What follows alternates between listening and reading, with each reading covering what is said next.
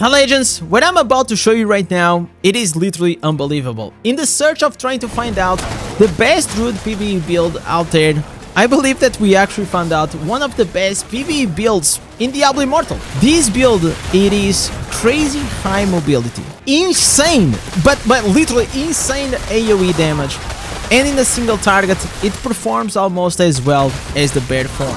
So, the bear, I am biased, I love to play with the bear. You are like a big, massive bear, and you do super well, especially in the single target for raids. You are quite tanky, and above all, it is a very comfortable play style. You don't have to press a lot of buttons. But if you are willing to put a bit of effort, and you want to play with something that is quite faster, and on top of that, you would do probably, twice the damage, especially in the dungeons, this is the build for you. The Werewolf, it is a build that I've been wanting to try to find for a very long time. Because every time that I played the Werewolf, I always found it like a very clunky since the start. And I'm very, very, very surprised to tell you that this right now, it is probably my favorite build in the entire game. Like, the way that you can move, the way you can be so aggressive, it's just fun. It's just fun. It literally reminds me a bit, for example, whenever I was playing with a wizard, that you have this, infinite, teleports, and you have a lot of damage and things. So this is checking all the boxes, because look at it, even if, for example, in this boss, like, it not even being like 1.5 minutes, we don't have like affixes that are multiplying like those swarming. No, it's just a normal dungeon with a party, and we are actually gonna be able to, in about what, like 2 minutes, to outperform pretty much everybody here and do 1 billion damage. Not only that, if you think that this is only for the dungeons, you are actually wrong. This also performs really, really well here in the dummy, and this was the part that I was actually shocked, because we know that the bear, it is, the single target king, but when I saw the Werewolf outputting this burst damage, which burst was always there, but the consistency of the damage that we are outputting here, it is pretty impressive.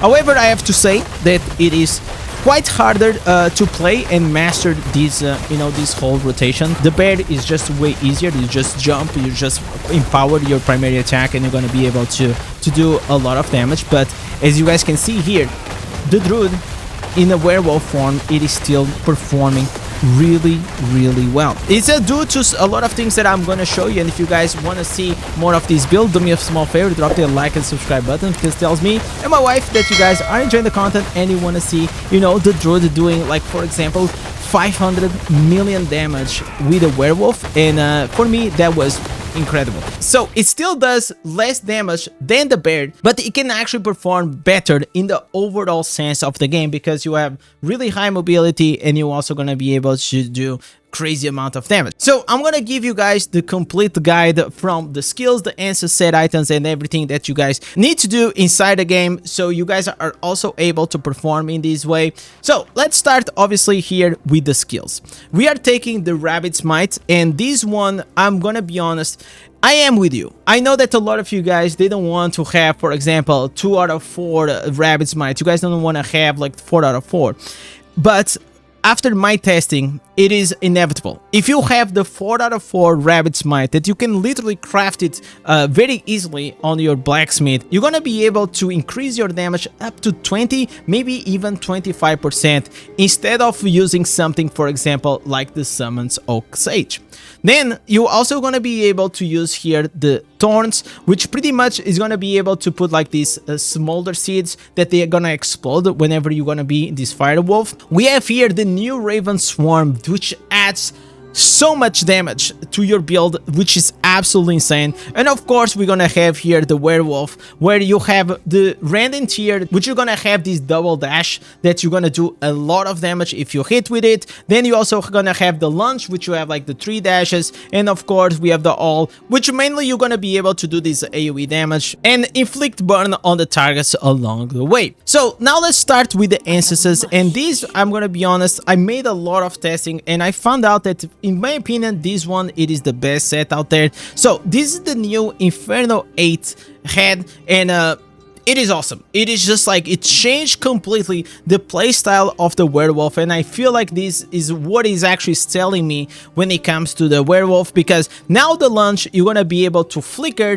and become untargetable while you are still gonna damage, and you can also use this launch multiple times. So pretty much whenever you go into the werewolf, you can use 1, 2, and 3 times. And the good thing is that one of the problems with the werewolf in the past, it was survivability, but now if you actually dash and become untargetable, you actually can skip and become immune to a lot of DPS that comes not only from your players but also from the bosses or even the affixes. So increases a lot your survivability, so I really like this helmet. Then we have here the Coat of Fecundity. This is a standard right now. The Thorns armor now is going to create a thorny vines around you that's going to follow you, and they're going to apply these smaller seeds that they're going to explode whenever they're going to be in contact with the target. So it's going to look something like this. So whenever you're going to attack it, and they're going to do damage, and if you have a burn effect, for example here from the pet that I have, it just start exploding and do way more damage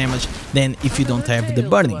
But if you don't have a pet that applies burn, don't worry about it, because we are using here the Loam Skull, which is gonna turn your werewolf into a fire werewolf. So whenever you have these two here, you pretty much just have the guarantee that every time that you're gonna apply a smaller seed to the target, you're gonna be able to explode and do a lot of damage. Then we are using here the All Our Prey, and this is like while you are in the werewolf, you're gonna deal 29% more damage to the enemies. It's gonna be reduced by 5% for every ally that you're gonna have with you. But the reality is, because you're always on the dashing and be in the front, it is really hard that you're gonna have a class, except if it is another druid that's gonna be able to catch you up when it comes to the speed. So I really like to use the All Prey because it still gives you a minimum of 10% damage. But if you guys don't like this one, there is also other shoulders that you guys can use, which is, for example, here the Bark one, which is always gonna give you the 90% damage increase against the enemies that suffer loss of control. Regardless of where you go, I prefer this one because I just found out that I'm able to do even more damage to one-shot attacks. Then we have here the pants, and here on the pants is the part that I actually had to do the most testing, because you know, people were saying that why don't you use the Rabit Smite pants that now is going to be able to increase the damage of your primary attacks accordingly to your primal power. I tested this on the bear, and I also am testing it this now here, and all of the times it actually performed less damage for me, for my character. So Savagery Adored, it is the absolutely best one because it's going to increase your critical hit chance of your primary attacks. And yes, even though you're going to be using a lot of skills, you're still going to be able to primary attack in the middle of your cooldowns, and like that you're also going to increase the rend and tiered damage by 10% whenever you use the awakened slot. Now the other one, it is the Night Flurry. This, it is a godly answers. The Raven Swarm now is gonna empower you and causing your primary attacks and skills to conjure the ravens that will automatically attack the enemies. So this is the key part. It is your primary attacks and skills as well. So this one, it is quite broken because you gotta go here, you attack, and all of a sudden, if you keep attacking, you're gonna have like these multiple ravens just keep attacking and doing a lot of damage. And together with the 4 pieces grace, you're gonna see these multipliers just keep adding so much more damage, which is very, very essential.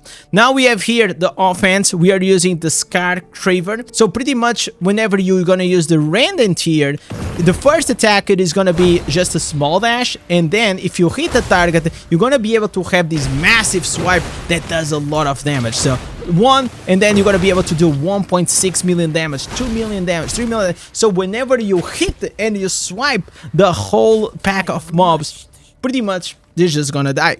Then you wanna have here the Ravenous Wilds. This is another godly offhand that the Thorns armor will also shatter the enemy's armor and is gonna increase your critical hit damage up to 45%. So this whole new build for the werewolf is what it actually is making the werewolf performing so well. So It's just unbelievable. Now we have here, when it comes to the set items, this I also tried multiple combinations, and the one that I found out that it does way more damage than anything else was actually the 4 pieces Vitus, and I really tried to remove these the 4 pieces for the attack speed, but the reality is if you don't have this extra attack speed, the animations of the werewolf with the dashes and things always feels a bit slow. So this attack speed really key for you to outperform. Then you're also gonna have the 4 pieces grace, because you're gonna be able to apply all these bleeds, burn, smolder, the ravens. Like, there's so many multiple hits on the target that every time that you're gonna deal damage 5 times to the target, you're gonna do additional damage. So it is crazy good. I wish that I actually had the wolf art on my build, because the wolf art in this build, it is probably like one of the best gems, I will say.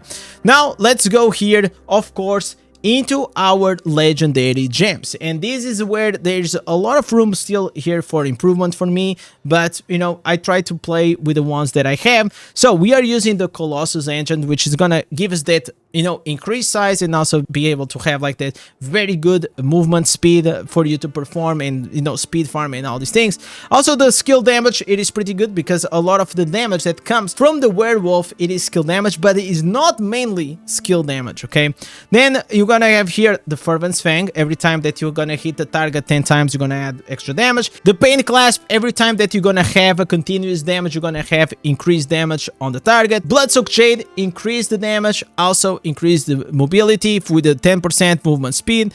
Blood Flow, this is gonna cause you to have increased damage, increased crit and crit damage, and also apply the bleeds, which is also gonna be very important. The Berserker Eye, still S-tier gem for me. Increase all damage by 16%, increase also the critical hit damage, the critical hit chance by 2%.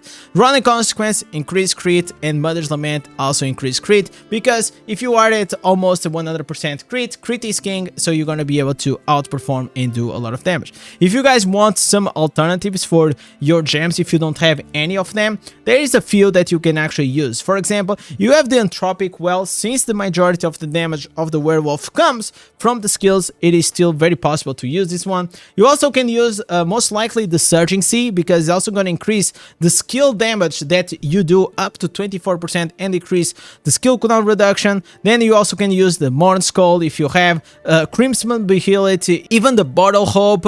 Most likely also here the Gloom Cast can work very well, but it is mainly for the single target option. And above all, just anything that is going to add some extra damage. Hopefully this is actually going to work really well for you. Also have, of course, here the Spectral Glass that was inside the gem, and you have, of course, if you don't have any more damage gems, try to slot a Viper's Bite or the Everlasting Tournament, which also works.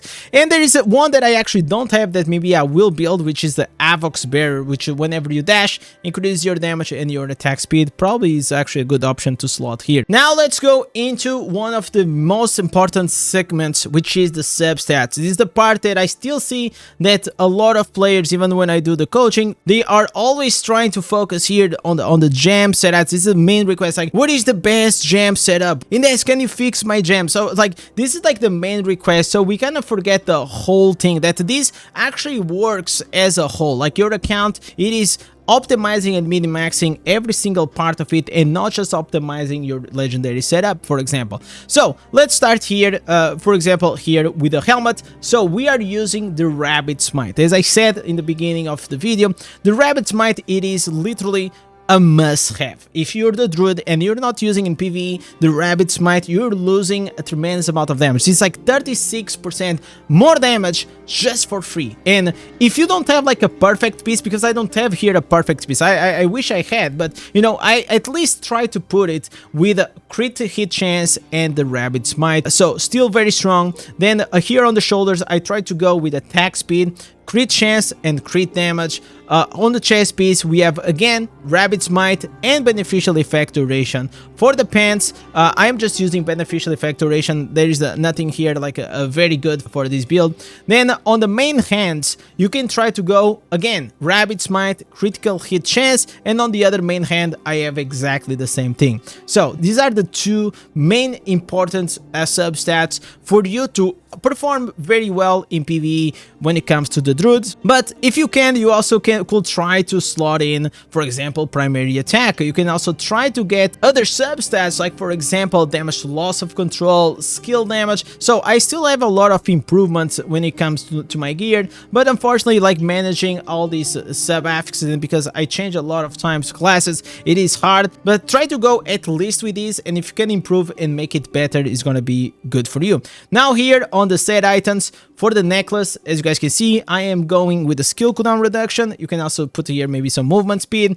The gloves, these two sub-stats are godly. Try to have damage to enemies suffering from loss of control. It is increased by 10%. Very good substat. Every time that you're gonna apply a shield or a slow or something like that, you're gonna be able to increase your damage. And the good thing is actually doesn't need to be your slow. If you are in a party, it's also gonna perform well. This is not gonna perform in bosses, but it performs for 90% of the content inside the game. Then we have skill cooldown reduction. Here the damage to summons, I'm not using summons, so it actually doesn't work. Then I also have here skill cooldown reduction, and skill cooldown reduction is mainly like very good for you to just keep cycling and having your buffs at 100% of time. So right now I am using 37% critical hit chance, with 31% of the critical hit damage, and the attack speed is almost at 20%, and then I'm at 23% cooldown reduction. When it comes to the secondary attributes, just try to understand that at a certain that you should try to push your armor penetration above 5,000, but if you're still not there, then obviously you want to keep focusing on armor penetration, because it's going to increase your critical hit damage up to 54%. But if not, which is my case, what I did, I shifted a bit armor penetration a bit lower, and I put it in potency, so I could actually increase here the durations of my harmful effects by 31%, and I believe that I'm very close to the cap.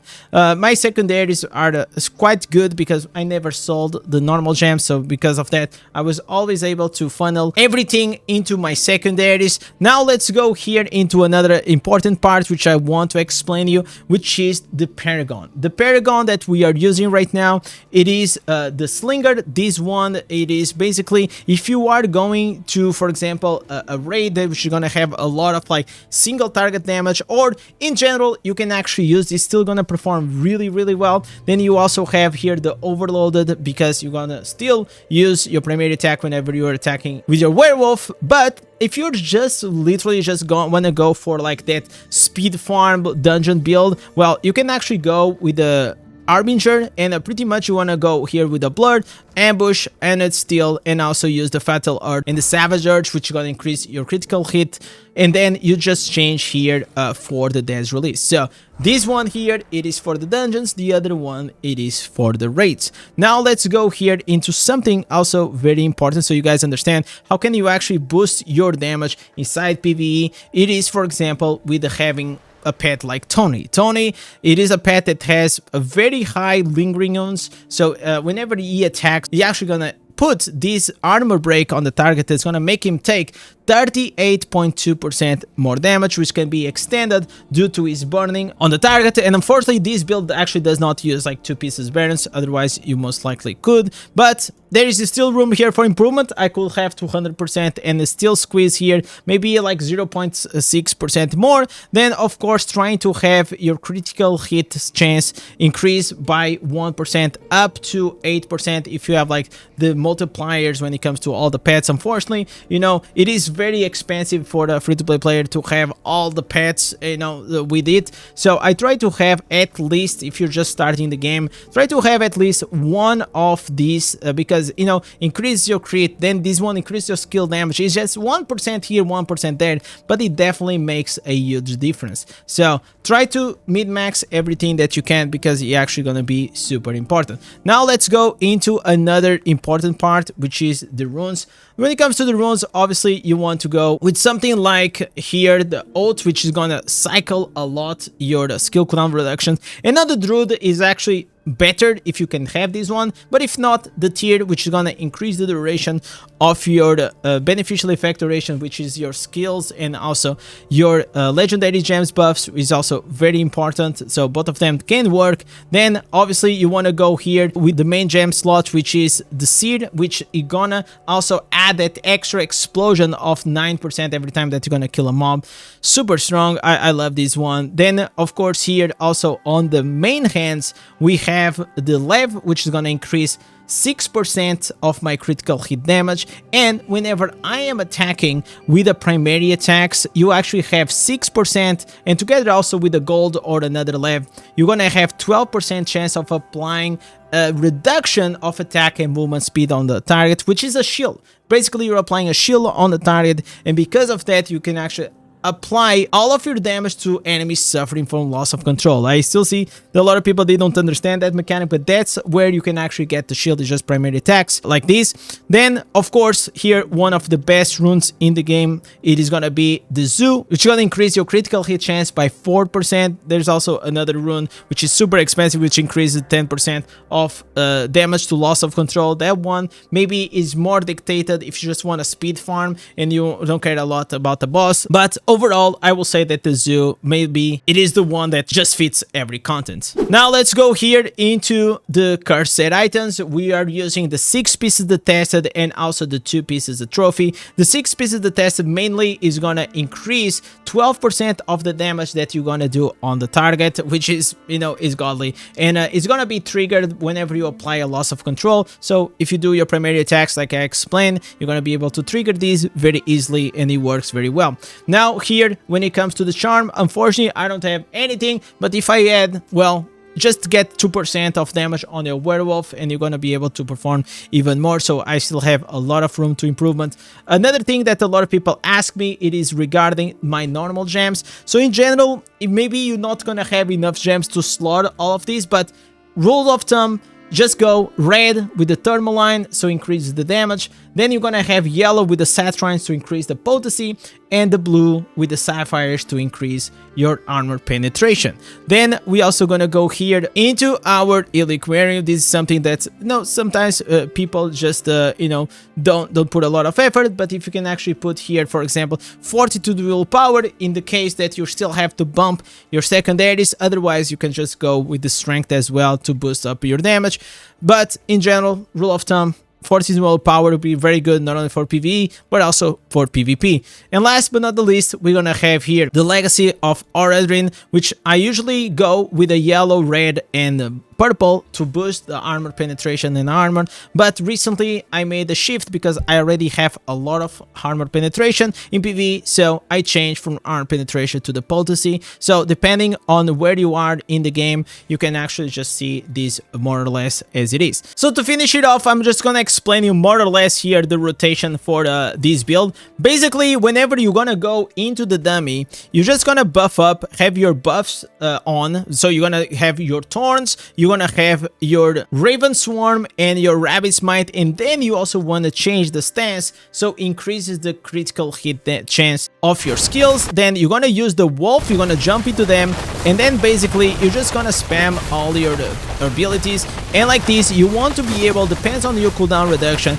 to use your lunge about like 3 times before you actually change and you shift out of the werewolf. You actually go into your human form, and then you basically just go back in. So here I can see that around my character I don't have more the Thorns armor, so I'm gonna shift out of the werewolf, I'm gonna use again my skills, and I'm gonna go back in. One important part is like whenever you're using these, whenever you're gonna use the shapeshift, mainly you're actually gonna dash you into the target, but the random tier sometimes it actually doesn't. So whenever you have this second, swipe, you actually have to point it out to the target that you are hitting. Otherwise, sometimes what it happens is that you're gonna swipe like to the back and you're not gonna hit the target. So you're gonna have to be a bit concerned when it comes to this. But yeah, this is the whole rotation. You want to go in and out when it comes to the werewolf. Basically, it's gonna take you a while to start controlling your character like in the optimal way. But yeah, this is pretty much how it works. This is a godly godly dungeon build that I'm having a lot of fun. I also want to give a big shout out to my legends and to my community that keep sharing with me these builds, and we keep like brainstorming on the live streams and on the Discord. So if you guys want to join the Discord, it is down below, and let me know what you guys think about this build. I know it is a bit sweaty compared to others, but whenever it is a bit sweaty, it is also very fun. So guys, I hope that you guys enjoy this. Don't forget to like, subscribe, type cheese in the comments, and go watch the next video. Peace!